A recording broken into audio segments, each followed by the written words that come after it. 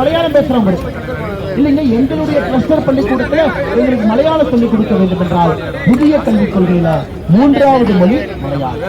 இல்ல ஹிந்தி பேசக்கூடிய நண்பர்கள் இருக்கிறாங்க, அவர்கள் குழந்தை அவர்களுடைய தாய்மொழியை பேச வேண்டும் நினைக்கிறாங்கன்னா அந்த கிளஸ்டர் பள்ளிக்கூடத்தில் ஹிந்தி மொழி.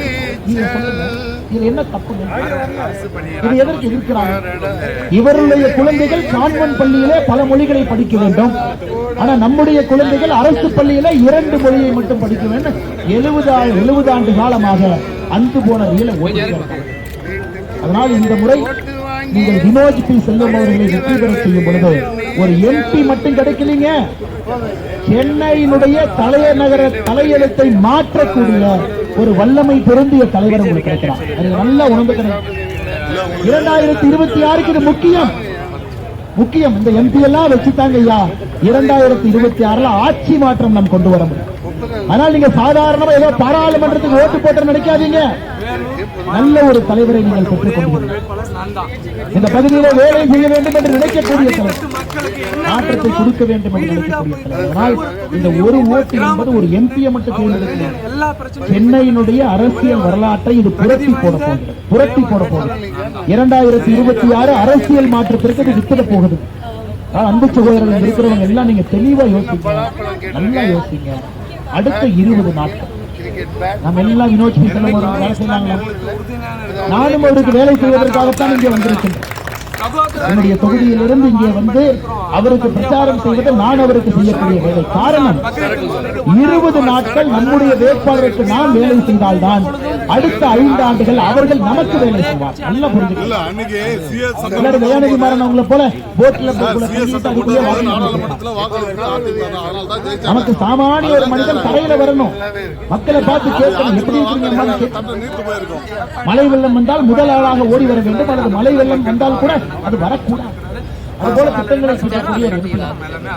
அதனால அடுத்த 20 நாட்களில் இருக்கக்கூடிய எல்லா நண்பர்களும் இத்தனை பேர் நீங்க 100 ஓட்டு ஒருத்தர் வாங்கி பாரதிய ஜனதா கட்சிக்கு, தேசிய ஜனநாயக கூட்டணிக்கு இன்னைக்கு இல்லாத 100 ஓட்டை நீங்க வாங்கி 20 நாளுங்க. நான் உங்கள்கிட்ட கேட்கிறது, ஒரு நாளைக்கு இத்தனை பேர் ஓட்டு வாங்கி.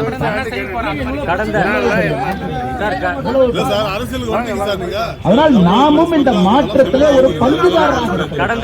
தினமும் 5 ஓட்டு வாங்காம நீங்க தூங்கிறாங்க. இதுக்கு முன்பு உங்க பிஜேபி தேசிய ஜனநாயக கூட்டணிக்கு ஓட்டு போடுங்க, 10 நிமிஷம் பேச கேட்பாங்க. இதுக்கு நான் ஓட்டு அதுக்காக உங்களுக்கு 10 விஷயம் எதுக்காக ஓட்டு போடணும்.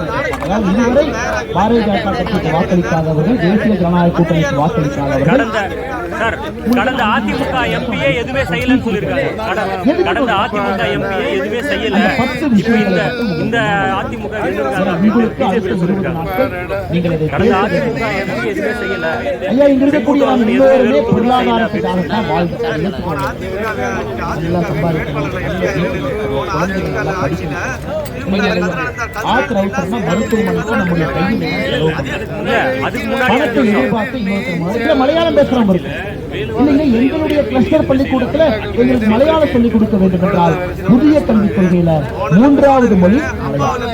இல்ல ஹிந்தி பேசக்கூடிய நண்பர்கள், அவர்கள் குழந்தை அவர்களுடைய தாய்மொழியை பேச வேண்டும் நினைக்கிறாங்கன்னா அந்த கிளஸ்டர் பள்ளிக்கூடத்தில் ஹிந்தி மொழி. நீங்க சொல்லுங்க, இது என்ன தப்பு? இது எதற்கு எதிர்க்கிறாங்க? இவருடைய குழந்தைகள் கான்வென்ட் பள்ளியில பல மொழிகளை படிக்க வேண்டும், ஆனா நம்முடைய குழந்தைகள் அரசு பள்ளியில 2 மொழியை மட்டும் படிக்க வேண்டும். 70 ஆண்டு காலமாக அன்று போன ரீலை ஓட்டிட்டார். அதனால் இந்த முறை நீங்கள் வினோஜ் பி செல்வம் அவர்களை வெற்றி பெற செய்யும் பொழுது ஒரு எம்பி மட்டும் கிடைக்கலீங்க, சென்னையினுடைய தலைநகர